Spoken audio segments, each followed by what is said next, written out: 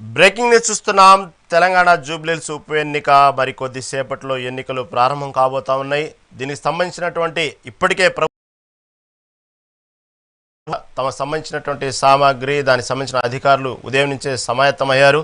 ఎక్కడ కట్టుదిట్టమైనటువంటి చర్యలు, భద్రతా దళగాలు, కేంద్ర బలగాలన్నీ కూడా ఆ పోలింగ్ బూతుల చుట్టూ ఎటువంటి సంబంధించినటువంటి దానికి ఎవరెవరు ఓటు వినియోగించుకున్నారు వాళ్ళు చాలా భద్రతగా ఓటు వినియోగించుకునే విధంగా ఏర్పాట్లన్నీ చేశారు.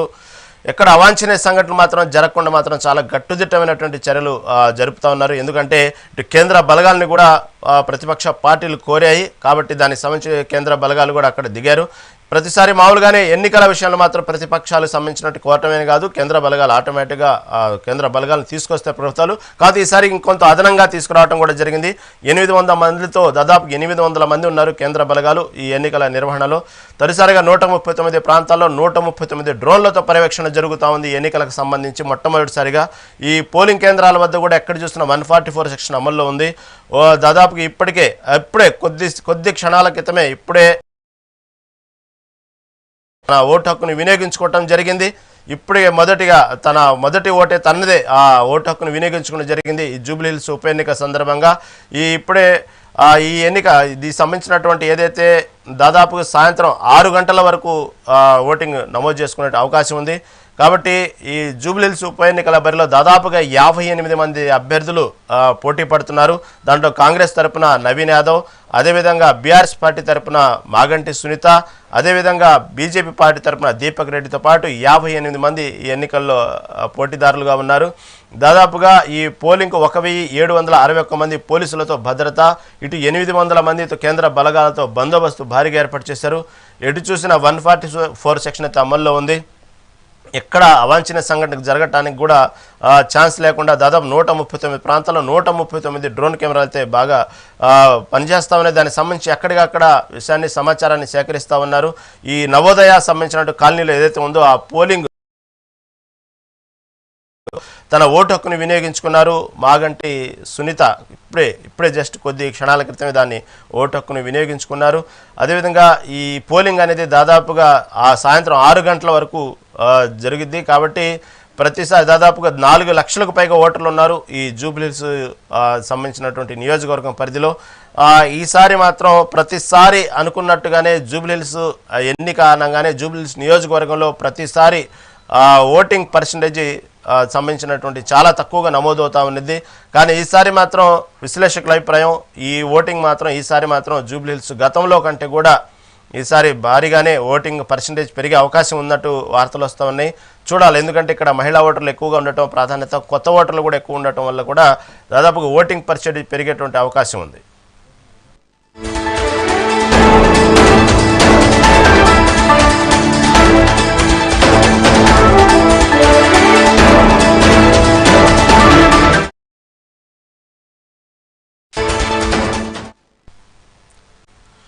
జూబ్లీహిల్స్ ఉప ఎన్నిక పోలింగ్ సంబంధించినటువంటి ప్రక్రియ కొద్దిసేపటి క్రితమే స్టార్ట్ అయింది. ఆల్రెడీ ఓటర్లు తమ ఓటు హక్కుని వినియోగించుకోవడం కూడా మొదలుపెట్టారు కొద్ది క్షణాల క్రితమే. ఇప్పటికే నవోదయ కాలనీలో మాగంటి సునీత తమ ఓటు హక్కుని వినియోగించుకున్నారు. మరి ఎక్కడెక్కడ ఏ ప్రాంతాల నుంచి ఓటింగ్ నమోదవుతున్నాయి దాంట్లో ప్రధానంగా మెగా నైన్ టీవీ ఎప్పటికప్పుడు పర్యవేక్షణ చేస్తానుంది. దీంట్లో భాగంగా ఇప్పుడు ఎల్లారెడ్డి కూడా సంబంధించినటువంటి మరింత సమాచారం మా ప్రతినిధి హారిక అందిస్తారు. హారిక, చెప్పండి, ఇప్పుడు కొద్దిసేపటి క్రితమే పోలింగ్ మొదలైంది.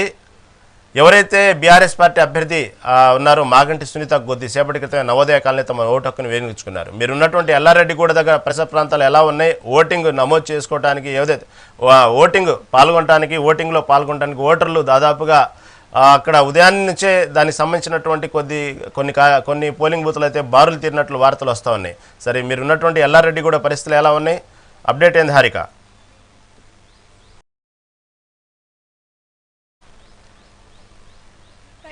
ప్రస్తుతం హైదరాబాద్లో జూబ్లీ హిల్స్ ఎన్నికలు మొదలయ్యాయనే చెప్పుకోవాలి. ఈ పోలింగ్ దాదాపు ఈరోజు 7 గంటల నుంచి వెళ్ళి 6 గంటల వరకు, సాయంత్రం 6 గంటల వరకు ఇవి నిర్వహిస్తూ ఉంటారు. అయితే మనం ఇక్కడ ఏర్పాట్ల గురించి అలాగే ఈ భద్రత గురించి మాట్లాడుకుంటే మాత్రం దాదాపు 1700 మంది ఇక్కడ మనకు భద్రత ఏర్పాటు చేశారు. అలాగే 139 డ్రోన్లు ఏర్పాటు చేశారు. అంటే 139 పోలింగ్ స్టేషన్స్కి 139 డ్రోన్లు ఏర్పాటు చేశారు. అందులో అంటే ఎక్కడ ఎలాంటి తప్పిదం జరగకుండా చూసే బాధ్యత మాది అన్నట్టుగా నిన్న కమిషనర్ మాట్లాడారు ఆర్వి కర్ణన్. అయితే దీనికి సంబంధించి ప్రస్తుతం నేను ఇక్కడ శ్రీకృష్ణదేవరాయ వెల్ఫేర్ సొసైటీ దగ్గర ఉన్నాను. ఈ వెల్ఫేర్ సొసైటీ దగ్గర దాదాపు భారీ భద్రతనే ఏర్పాటు చేశారని చెప్పుకోవాలి. ఎక్కడికక్కడ అంటే చుట్టుపక్కల పోలీసు బందోబస్తుతో పాటు ఇటు స్క్వాడ్స్ కూడా తిరుగుతూ ఉన్నారు. ఇప్పుడు మనం కూడా చూడొచ్చు విజువల్స్లో. అంటే పోలింగ్ ఎలా జరుగుతుంది, అలాగే భద్రత అంటే ఎక్కడ ఎవరికి ఇబ్బంది కలగకుండా అన్ని అసిస్ట్ చేసే విధంగా అన్ని ఏర్పాట్లు అయితే చేశారు. వాళ్ళకి ఎలాంటి ఇబ్బంది అంటే వచ్చే ఓటర్లు వాళ్ళ ఓటును వినియోగించే విధంగా ఇక్కడ కూడా చూడొచ్చు. మనకు ఓటర్ అసిస్టెంట్ బూత్ ఏర్పాటు చేసి అంటే ఈ ఇయరే ఇది కొత్తగా ఏర్పాటు చేశారు అని చెప్పేసి చెప్తున్నారు. అంటే దాదాపు అంటే వాళ్ళ ఫోన్లు ఇక్కడ కలెక్ట్ చేసుకోవడం కావచ్చు, ఓటర్లకి ఎలాంటి అసిస్టెన్స్ అవసరమైన అంటే వాళ్ళకి కావాల్సింది ఏదైనా అవసరం ఉంటే వాళ్ళకి అన్ని విధాలుగా ఏర్పాట్లు కూడా చేశారు. అంటే ఇక్కడ ఎవ్వరు అంటే ఓటర్స్ కన్ఫ్యూజ్ అవ్వకుండా వాళ్ళకి అసిస్ట్ చేసే విధంగా ఇక్కడ ఏర్పాట్లు అయితే చేశారని చెప్పుకోవాలి. మేడం ఉన్నారు. మేడం మీ పేరు? అంటే ఈ అసిస్టెంట్ బూత్ చాలా డిఫరెంట్గా ఉంది, ఈ ఇయరే చేశారు అని అంటున్నారు. అంటే దీని ఐడియా ఎవరిది, ఎలా ఉండబోతుంది అంటారు? మొత్తం జిహెచ్ఎంసీ ఆఫీస్ వాళ్ళదేనండి. మేము బిఎల్ఓగా ఇక్కడ 1.5 మంత్ నుంచి డిస్ట్రిబ్యూట్ చేస్తున్నాం, అన్ని ట్రైనింగ్ పొంది డిస్ట్రిబ్యూట్ చేస్తున్నాము. అయితే ఇక్కడ ఈరోజు మా డ్యూటీ ఏంటంటే వచ్చిన వాళ్ళకి సీక్వెన్స్ నెంబర్స్ వాళ్ళు tokens madam cell phones gather చేసుకొని మళ్ళీ వాళ్ళకు స్లిప్స్ ప్రకారంగా ఇచ్చేస్తుంటారు. ఓకే. అండ్ ముఖ్యంగా ఈ ఐడియా చాలా డిఫరెంట్గా ఉంది అండ్ కొత్తగా తీసుకొచ్చారు. చాలా మందికి ఉపయోగపడుతుంది, ఎందుకంటే తెలిసిన వాళ్ళు వస్తారు, తెలియని వాళ్ళు వస్తారు. అండ్ వాళ్ళు మీతో ఎలా కోఆర్డినేట్ చేస్తున్నారు? దాదాపు ఒక ½ అన్ అవర్ అయ్యింది, ఎలా కోఆర్డినేట్ చేస్తున్నారు? వాళ్ళు కూడా చాలా బాగా చేస్తున్నారండి. వాళ్ళు స్లిప్లు ఉన్న వాళ్ళేమో డైరెక్ట్ వెళ్ళిపోతున్నారు. స్లిప్లు లేని వాళ్ళకు మేము వెళ్ళి ఇచ్చినప్పుడు వాళ్ళు లేరు కదండి. వాళ్ళు లేని వాళ్ళు ఏమవుతుందంటే వాళ్ళ స్లిప్స్ కోసమే మేము సీక్వెన్స్ చూసి చెప్పి పంపిస్తున్నాం. ఏ బూత్లో అనేది 290, 91, 92 3 బూతులు ఉన్నాయి. ఏ బూత్ అని చెప్పి మేము పంపించేస్తున్నాం. ఇప్పుడు దాదాపు 139 పోలింగ్ స్టేషన్స్ ఉన్నాయి. అన్ని ఏరియాల్లో ఇలాగే ఇవన్నీ అన్ని ఏరియాలో ఇలానే ఏర్పాటు చేశారు సార్ మేడం. ఈ సంవత్సరం జిహెచ్ఎంసీ ఆఫీస్ వాళ్ళది కాబట్టి మొత్తం అన్ని ఏర్పాట్లు దగ్గరుండి వాళ్ళే చూసుకున్నారు. Thank you madam. మీరు చెప్పండి, ఫోన్స్ కలెక్ట్ చేసుకుంటున్నారు కదా, అంటే ఎలా, అంటే దీనికి ఐడియా ఏంటి? స్లిప్స్ ఇస్తాను మేడం. వాళ్ళకి ఇప్పుడు 1 నెంబర్ ఉంది, 1 నెంబర్ స్టిచ్ చేసి పెట్టుకొని ఇస్తాను. వాళ్ళు రాగానే ఆ నెంబర్ ఇచ్చేస్తే వాళ్ళది ఫోన్ వాళ్ళకి. Okay, thank you. సో చూస్తున్నారు కదా, అంటే ఈ ఓటర్ అసిస్టెన్స్ బూత్ అనేది ఇప్పుడు ఈ ఇయర్ కొత్తగా ఇన్వెంట్ చేశారు జిహెచ్ఎంసీ వాళ్ళు. అండ్ జిహెచ్ఎంసీ అధికారులతో పాటు ఇక్కడ వాలంటీర్స్ కూడా ఉన్నారు. వాళ్ళని అసిస్ట్ చేసే విధంగా, అలాగే ఫోన్లు కలెక్ట్ చేసుకునే విధంగా వాళ్ళు అంటే ఎవరికి ఎలాంటి ఇబ్బంది కలగకుండా చూసే బాధ్యత వీళ్ళు తీసుకున్నారు. అలాగే మనం ఇంతకు ముందు జస్ట్ ఒక ½ అన్ అవర్ ముందు మనకు పోలింగ్ బూత్ స్టార్ట్ అయ్యింది.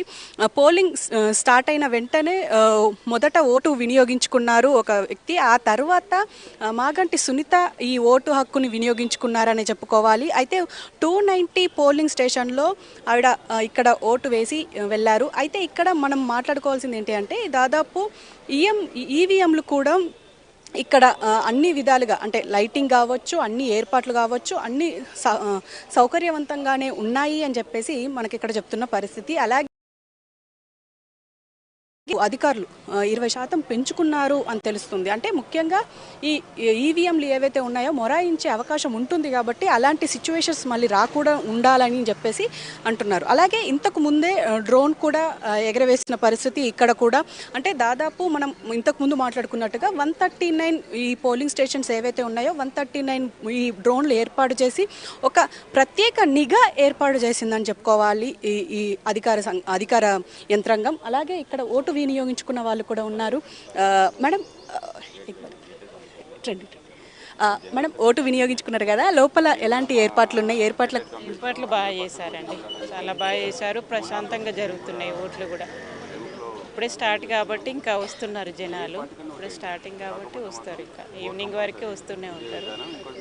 ఇప్పుడిప్పుడు వస్తున్నారు. లోపల కూడా అన్ని ఏర్పాట్లు బాగానే చేసిండ్రు. తొందరనే ఓటింగ్ అయిపోతుంది. టైం ఎక్కువ పట్టట్లేదు, ఎక్కువ టైం ఎక్కువ పట్టట్లేదండి. ఈవీఎం అది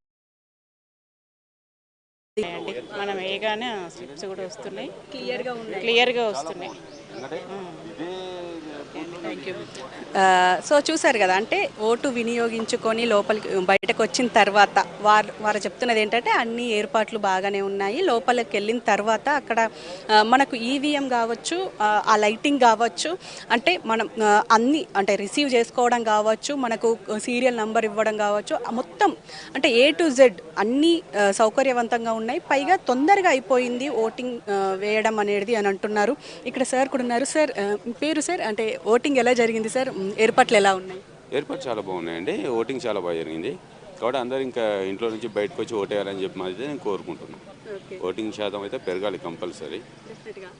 దాని గురించి ముఖ్యంగా ఇప్పుడు ఈవీఎం లైటింగ్ ఎలా ఉంది సార్? అలాగే దాని లైన్ ఎలా ఉంది అంటారు? ఈవీఎం లైన్ అంటే ఇట్స్ ఆబ్వియస్లీ అంటే నేషనల్ పార్టీస్ రకంగా ఉంటుంది కదా.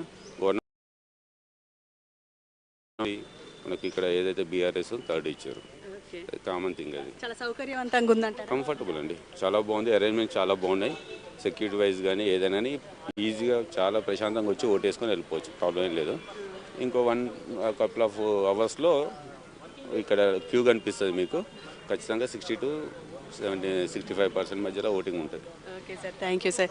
సో చూశారు కదా, అంటే పూర్తిగా ఓటింగ్ శాతం పెంచే విధంగా ఉండాలి అని చెప్పేసి ఓటర్లు కూడా కోరుకుంటున్నారు. ముఖ్యంగా ఏంటంటే ఇంతకు ముందుగా మాగంటి సునీత కూడా ఓటు వేసిన తర్వాత ఆవిడ కూడా చెప్పింది ఏంటంటే ఖచ్చితంగా ఓటింగ్ శాతం పెంచాలి అని చెప్పేసి అంటున్నారు. అంటే జనరల్గా ఈ బై ఎలక్షన్కి అందరూ మక్కువ చూపించరు అని చెప్పేసి ఉంటుంది, కానీ ఇక్కడ మాత్రం ఓటింగ్ శాతం పెంచాలన్నట్టుగానే ఇంతకు ముందు ప్రచారాలు కూడా అలాగే జరిగాయి. ఈవెన్ ప్రజలు కూడా అలా అనుకోవడం ఒక శుభసూచకం అనే చెప్పుకోవాలి.